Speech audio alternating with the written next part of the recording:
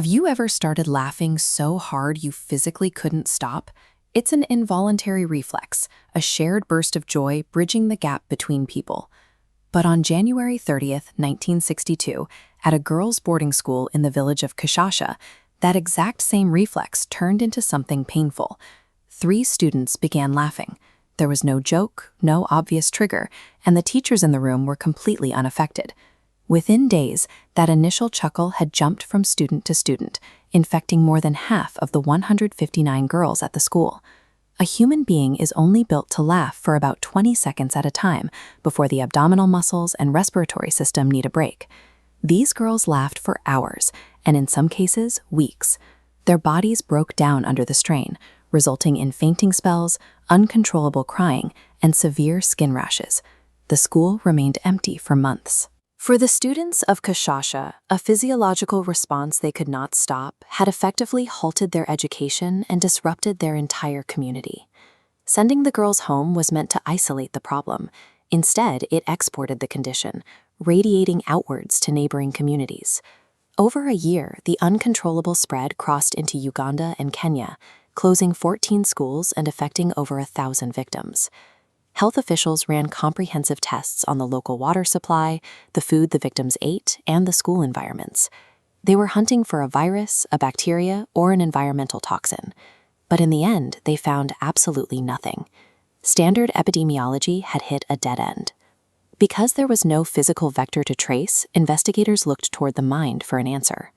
Medical professionals classify the Contagious event as mass psychogenic illness, or MPI. This occurs when psychological trauma physically manifests as contagious bodily symptoms. An outbreak of MPI requires a specific environment. It thrives in a localized population that is facing a period of intense collective stress. At the time, Tanganyika had just become independent from Britain. The country was navigating a total overhaul of its government and social structures, a period of transition researchers identify as a primary source of collective anxiety. For students at the Contagious boarding school, this nationwide tension was paired with heavy academic pressures. They were held to high standards while the world outside their walls was being entirely rewritten. Scientists suggest that when people face such persistent pressure without a way to process it, the brain may translate that psychological burden into a physical symptom, in this case, an unstoppable laughter that spreads from person to person. This psychological phenomenon has a much older precedent. In July 1518, the city of Strasbourg, France, witnessed its own terrifying contagion. A lone woman began a silent dance in the street. There was no music playing. Over the next month, 400 of her neighbors joined her in the exact same involuntary trance. Much like the Contagious students, the people of Strasbourg were under extreme strain. They were suffering through starvation and disease, while also living with a deep fear of a spirit named Saint Vitus, who they believed could take control of their minds. Government officials at the time ordered more dancing as a cure.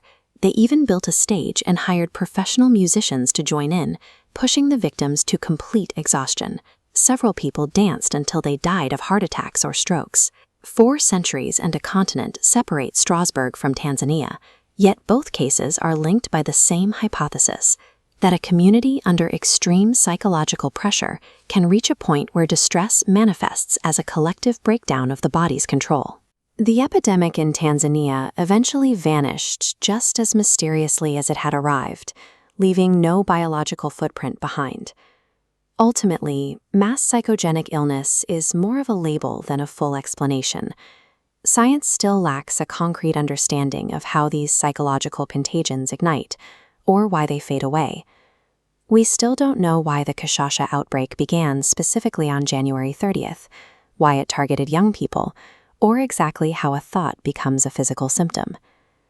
Whether it manifests as a lethal dance or agonizing laughter, these events highlight how much we have yet to learn about the complexities and the vulnerabilities of the human mind.